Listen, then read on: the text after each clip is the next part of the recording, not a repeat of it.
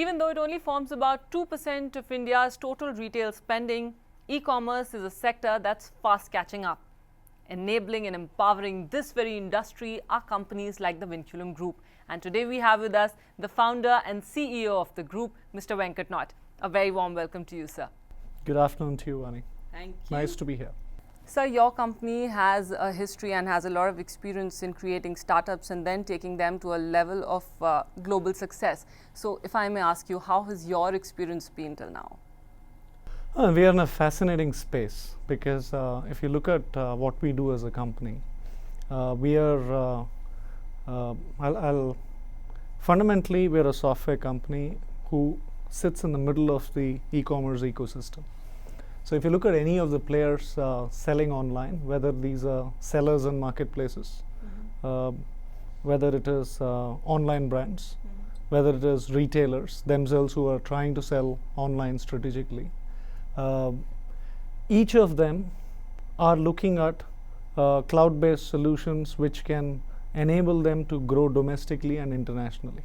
Now what we have done is to create an integration platform which integrates to marketplaces. For example, in India, all the marketplaces you can think of, Snapdeal, Amazon, Flipkart, LimeRoad, ShopClues, etc. And marketplaces outside India, means we are present in Southeast Asia.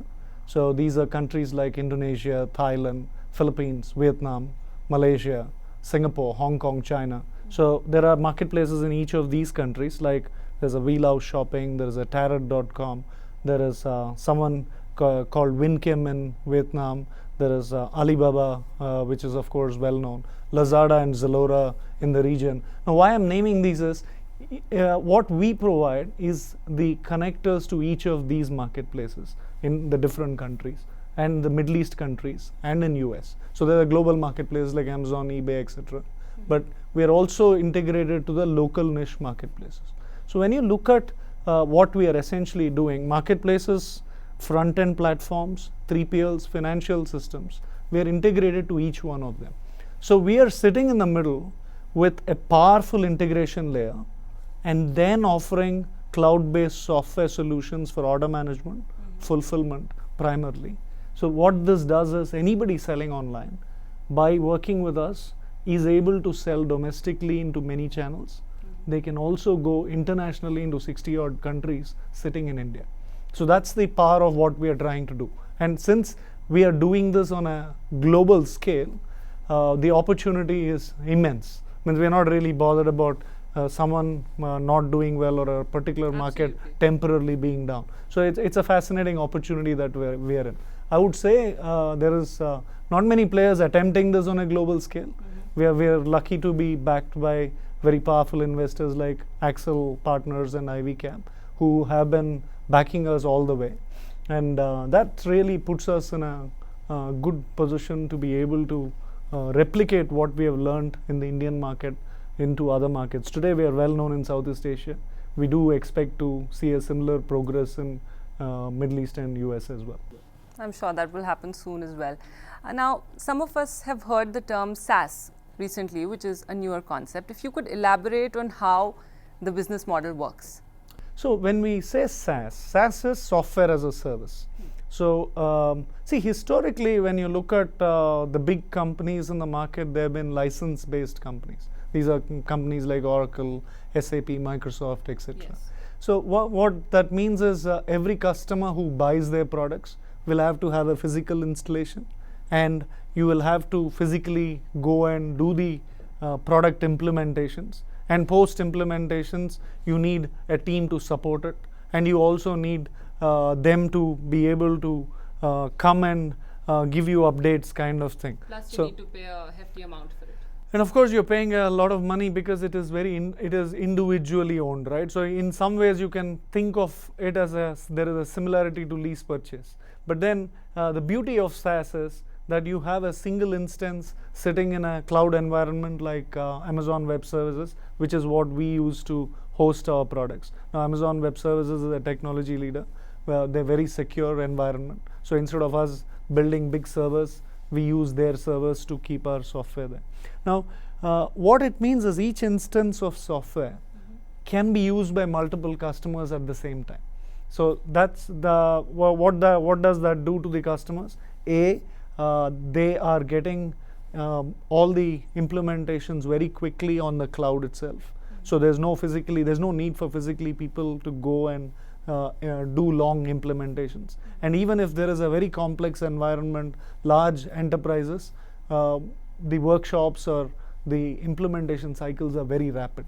So which is a huge difference. We are talking between 6 months and 6 weeks, 6 months and 6 days. So we have many versions of the software. So we have an express version which is targeted at small and medium enterprises, people who are sellers in the marketplace, where the implementation is literally instantaneous. So I remember recently discussing with one of my seniors at work, we needed an editing software and it was available even for 1 day on lease. We could just pay like, maybe $20 or $100 or whatever amount of money and just hire it for a day. So that was something very new for us. That's very interesting, of course. But here, what we are doing, of course, is business critical. Yes. So we do hope that people don't turn it off in a day. And it's not easy for them to do so either. Okay. Yeah. Of course, when I say it's not easy, means once you get used to a good thing, you don't want to go away from it. But where I'm really talking about is the implementation is rapid. So there are a lot of terms I can talk about, technical terms, it doesn't really help. But you don't need to you don't need to do long workshops. You don't need high-level design documents. You don't need to do a big code development. None of that is required here. Means because it's all ready. The integrations are ready. The basic product is ready. All you're doing is configuring it and deploying it. And the Express product, many customers go live in a matter of minutes, and literally matter of minutes. It's like opening a Gmail username and password. You have opened your username and password, you have updated your data on an Excel sheet, off you go. So it's as fast as that for the smaller people. Even the bigger companies, we're talking of something which is 80% faster. And since it is a shared kind of a product release, so what you're really talking about is, even from an implementation TCO perspective, it's 5 times cheaper. So which is a massive thing, and you're paying on the as you go. So literally most of our solutions are monthly based models. So we have a variety of products, but each one of them is either user based on a monthly basis, or it is an order based on a monthly basis. So they do more orders, we get more monthly income. They don't do well, actually that means that we also don't get paid much. So it's a very direct correlation, and we also cap it at, if there is somebody doing phenomenally well, you cap it at a certain stage, so that they don't feel that they're being it becomes more logical for them to go and develop something themselves. It is absolutely amazing. Now when we see a traditional retail company becoming or transitioning into an online company, which is happening most of these days, then what are the kind of challenges that the company has to face, and how do you think the company should tackle them? See, when you talk of a retailer going online, so there are 2 aspects to it. Okay, now why does a retailer go online? One is because the customers today are very technology savvy. True. Most people, if you take I think everyone has a mobile or 2, in fact, and everybody shops online. It doesn't really matter what personal incomes are, etc. Everybody is comfortable using a phone, and online is there as a given today. Now, if retailers want to even sustain, they have to have a channel to be able to offer their products online. So clearly the customers need it. The customers demand convenience. Customers demand all kinds of flexibility. I would want to look up the inventory before I go to the store. And I want a Nike shoe, or I want a let's say a Van Heusen shirt. I want to make sure that the particular model that I'm looking for, or a particular shade I'm looking for, my size, is available in the store. So it's, of course, it doesn't mean that people don't love shopping in the stores. They do. In my view, retailers have a great base and have a great chance to succeed even more than the online players. But culturally, they have been slow to adopt. But now there is absolutely no question. They have to be there. So customers demand it. So what do you do? I mean, so one is to build your base of customers, to build loyalty with your existing customer base, to identify new customers for your products. You have to be online. So the whole idea of the conveniences I spoke about, whether I'm able to look up inventory before I go, whether I go to a store, I don't find a product, the sales associate directs me saying that, okay, the next store has it, I'll reserve it for you, you pay now, you can go pick it up. Yeah. Or he can say that I'll send the product to your house or your office, just do the transaction, within 2 days it comes to you. I buy online, return in store. I buy in one store, return in the other. I want all kinds of conveniences. I might shop online, and I can do my research online and shop in the store. I might research in the store and go back and sit down with a cup of coffee and shop online. See, the thing is that means today customers want that flexibility. So to provide that flexibility, what are the kind of challenges that the retailers will face when they transition? So so there are many things that they need to think about. One is, no, I was just coming to that. One is fundamentally, you need to have a clear view of the inventory in the store. So what happens is, if today, again, going back to the, I'm painting a lot of the big boys as the bad boys, but not necessarily. But many of these products don't give real-time view of inventory. Means even the big products, they update on a batch information once in a day. Now imagine, let's say you are buying a Gucci bag and you have purchased it online, and they have told you that you can go to this XYZ store and pick it up, and you had to go for a lunch, or you had some work to do, and after you're driving down to the shop in the afternoon and say, hey, I bought my Gucci bag, here is my receipt, can I pick it up? And the guy says, sorry ma'am, it's out of stock. Ouch. think about what happens there. Yeah, because what has happened there is, in the time between you purchasing it and you going to pick it up, somebody might have bought it. So the moment the purchase happens online, it has to be reserved for you. So that means you need real-time view of the inventory. So you need to know on a minute basis there are 3 Gucci bags left there, and 1 is for Veena, right? That has to be and it has to be kept nicely packed for you. And look at the other experience where you walk in and they know you by name. They welcome you, saying that, ma'am, please come in. We have your item ready for you. Would you like a cup of coffee while you wait? And then they give you a beautiful gift-wrapped Gucci bag to you, and you drive out. Think about the experience there versus the other one where you find that the bag is out of stock. So that's a first and fundamental problem that retailers face, real-time view of inventory. Now, the other problem is, a lot of the things I spoke about are not exactly easy to achieve. It requires significant investment in process changes. People at the store need to be trained to receive Miss Veena when she comes with a Gucci bag, right? Vani, sorry, sorry, my mistake. Yeah. To receive you, they have to be trained, and that is a investment. So each of the store associates and the people in the store, it is a new way of doing the work. So that's one training there. The second thing is, they need to make technological investments to get the real-time view of inventory. So technological investments in terms of order management. The third thing is, if you say that you want it delivered at your residence, you may be staying in a location where their regular couriers or regular transportation doesn't ply. So what do you do there?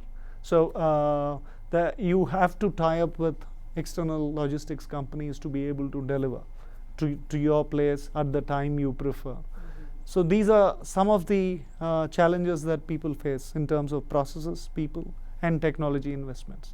Now that brings us to a separate question, but is there less risky ways of achieving this? So some of the things that we've been advocating retailers is to consider collaborating with other players in the ecosystem. You could sell on marketplaces, which could give you additional revenue. you could become a fulfillment center for marketplaces. What does that mean is, let's say I buy something on Amazon, and Amazon says it takes you for 1 week to receive it. But Amazon says, but if you want this item now, it's available in these 3 stores near your neighborhood. You can pick it up. Now I say, okay, I'll go to X store near my residence. Immediately what Amazon does is they send a purchase order to the retailer. The retailer then packs it and keeps it for me. Keeps it reserved for you. I then go pick it up. So what happens? You got a happy customer who has got his product immediately. The marketplace has saved on money, and because of the shipping charges they've saved. And the partner retailer, he gets a new walk-in. Maybe I'll go and shop something else. So he's very happy to, and anyway he's getting additional revenue. So all the 3 elements, there's a big win. So that's something which is beautiful. Retailers have the opportunity to be a fulfillment center or to be a collaboration partner for marketplaces. The same thing can apply to brands as well. So if you look at, let's say I'm a Van Heusen corporate, and I have many retail chains who are partners to me, and I also have exclusive stores. If there is an online order coming to me, I potentially can offer the same service, saying that you can go to this channel partner or a multi-branded outlet, pick up your shirt from there. So again, that would mean additional footfall for that multi-brand outlet. It would be immediate delivery for me, and for the corporate, that means that you have a more happy customer. So these are some of the things in which you can add revenue. Those additional revenue can go back to plowing into your omni-channel initiatives, because it's a serious investment. You've got to find ways to profitably do it. Absolutely. But how do you think this entire industry, the e-commerce industry, which is relatively new, how do you think it's shaping up in a country like India? See, going back to that fundamental point, right, means the customers demand it. People don't have a choice. Companies don't have a choice. They have to cater to the customers. See, e-commerce, of course, is not new. Let's look at it from a different angle, right? What is happening to rentals and real estate? There may be a little occasional blip here and there, but in general, costs are going up. Wages are going up. When you look at retailers, the cost of setting up a retail outlet is not minuscule. Every store is a serious investment, and the margins are very thin. What online gives you, if you can do it intelligently, is a lesser expensive method to open a new channel. But you have to treat it as opening stores. You have to patiently build it up. I mean, you're not going to open a store and say, I'm going to shut it in 2 months. And you're not going to say that I'll only put a little amount of money, hopefully orders will come. It doesn't work that way, does it? Yes. It's the same thing in online. You've got to look at it as a strategic channel. If you do that, the customers are there to buy it. And think about it, the more and more younger the crowd is, the more savvy that they are in terms of mobiles and gadgets and things like that. They're not going to sit and only shop in the store. So you have to segment your market, but there is enough opportunity for e-commerce to be there forever. And when we talk about e-commerce, how does your company, how does Vinculum come into the picture? How does Vinculum help the e-commerce companies scale up their operations? Like I mentioned in the beginning, so the powerful piece of what we do is the integration layer. So we are essentially creating an inexpensive or an interesting functional mechanism to be able to collaborate with marketplaces, to be able to, when we tie up with logistics companies, marketplaces, web stores, financial systems, which means from a tech footprint, we have basically have the whole problem sorted for anyone selling online. So this is for smaller companies or for the humongous big multi-billion-dollar retailers. So we have customers who are very large as well. So essentially what we have is a stack of software tools, means all the tools that we have, whether it's order management, whether it is warehousing. So the warehousing piece is interesting as well. We also cater to the third-party logistics companies. In fact, in India, if you look at it, we work with many big players. We work with Ecom Express, we work with Holisol, we work with Glaucus Logistics, We also have one of the we started off with DHL Blue Dart as well. So when you look at I mean, there are many others. I'm not naming all of them. There are quite a few. In fact, we signed a customer called Next SCM recently. So when we look at the kind of logistics companies, these are all people who are tapping into the e-commerce market. When I spoke about the people selling online, that's one part of the story. The second part of the story is logistics company who are fulfilling. So each of these guys also, the B2C operations, like I was alluding to the fact that the customers live in widespread geographies. You have to inexpensively be able to reach those customers. Yes. So which means the logistical requirements of e-commerce are significantly different from B2B. So we have solutions to cater to both B2B and B2C from a warehousing and fulfillment perspective as well. So the order management for the people selling online, the warehousing systems for the people delivering these goods, the third-party logistics companies, and we have the full stack for a marketplace itself, which is actually interesting. I don't think there's any product company out there in the market, not here globally, who have the full technological footprint for a marketplace to go ahead. So the seller center or the seller panel is something which marketplaces use to onboard sellers. So we have a seller panel which is very, very rich in functionality. So if a new marketplace comes online, they can take the seller panel to onboard the sellers. Means typically when people build it, most people custom build it. So it takes a significant amount of 9 months to 12 months to develop it. So we give a serious time to market advantage there because it's already built and it's designed for online marketplaces. The next point there is we have a cataloging tool. Let's say we have five suppliers selling the same product to a marketplace. Let's say I'm selling a iPhone, let's say. There are 5 sellers, each one will send a different image of the product. And each one will have certain attributes written down there. Yes. So as far as I am concerned, I just want to see what model it is. I want to see how much storage is there so that I can keep pictures, etc. up to the limit I want. Then I want to know what's the price. I want to know when it's going to come. And I want to know who the seller is, if he is reliable. These are the only 5 parameters for me. I don't care about what stories people write. So what we have is a cataloging tool which takes away multiple images and just keeps a single image for all the equivalent products. It irons out all these different attributes into a unique golden master, if you may say that, for the iPhone. So if anybody is selling iPhone, the image will be the same. The same attributes will get populated so that you know, okay, I'm buying the same product. I know that this seller is cheaper, but he's not reliable. This seller is cheaper, but he's going to send me in 6 weeks. This seller is cheap, he's reliable, and he's going to deliver next day.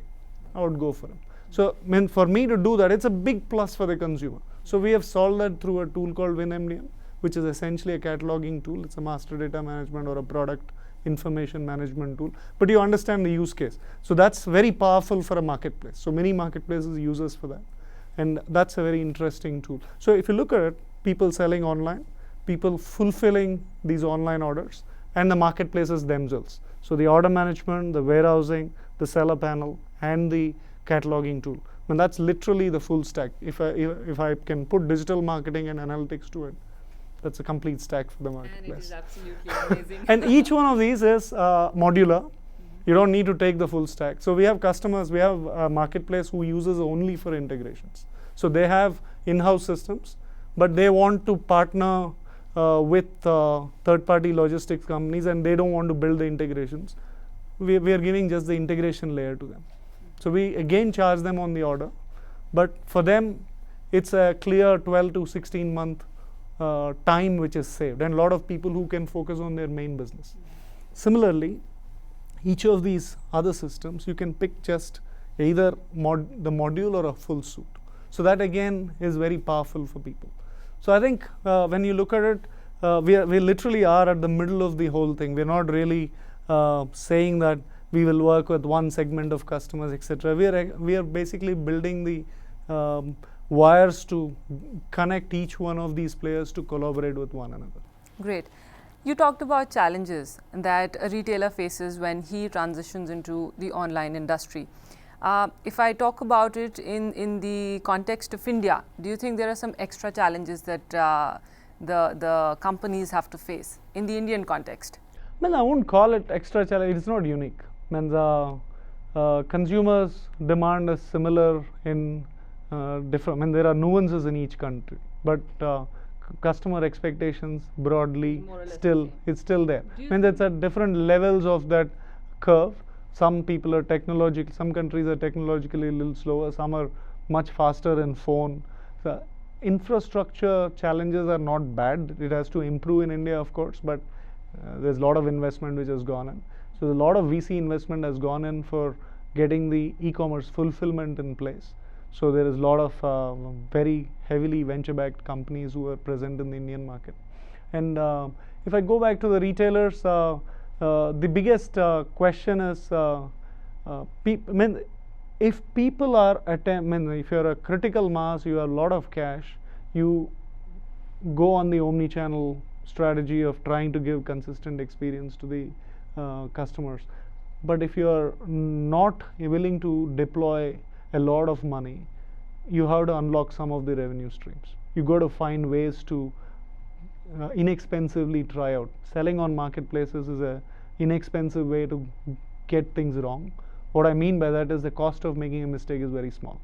You can try, see if it works, what are the operational challenges, fix it. See, because customers hate it when there are problems, going back to the Gucci bag, right? If things like that happen, the customer is lost forever. He's not going to come back and shop, or she's not going to come back and shop. So you got to figure out operationally how to get this working nicely. You got to find ways to fund it. Now the other thing is, retailers, in spite of the fact that they have a great customer base, one of the fundamental things is they think store, because that's how they are. That's the primary thing. Yeah. So, but you got to, from a DNA mindset, you got to think a little different when it comes to the online world, because you're talking of matrices which are different. You're talking of how many people are coming into your site, who is dropping out, how do you target the guys who come and don't buy. So there are remarketing tools, there are tools for, you got to have bloggers writing about you. You got to get crowd into your site. So it's unlike a store where I'm not saying just because you put a store people will come, but people will walk into the store, you will send pamphlets, you will advertise. Here you got to find ways in which you are getting into the psyche of the customer. So there is a different method to do this, and there is a learning curve there. So retailers will have to bring on certain additional team members who have that mindset and who have that knowledge. So if they don't do it, if they try to do it the traditional way, then again there is a chances of failure there.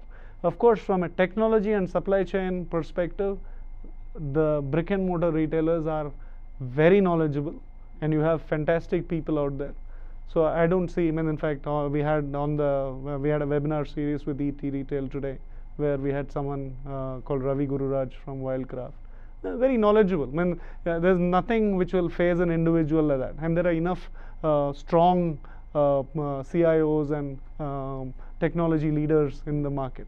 So I don't see that as a challenge, but I do see this investment into creating team with the right DNA is required for you to succeed on. And when we talk about the government, how do you think the Indian government can intervene and help the e-commerce companies scale up? I think in terms of legislation, there are things that the government is already doing, and there are some steps expected from the government.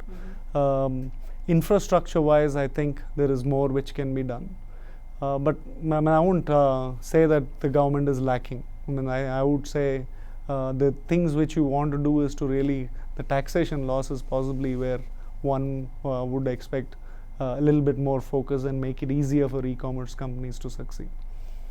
And I would say that's really it. Otherwise, I don't think anything is stacked against the players playing online. There are some nuances, of course, in terms of FDI, which I think, look, India is a big country, and you got to cater to different bandwagons there. So I won't, but I don't think it's really negative. It's going in the right direction. It's going in the right direction and absolutely positive. And I must say that Gucci bag is still there in it's on my mind now. But never mind, it was such a pleasure talking to you, Mr. Noor. Thank you so much for sparing your time. Thank you very much for your time. Thank you so much. I enjoyed it as much.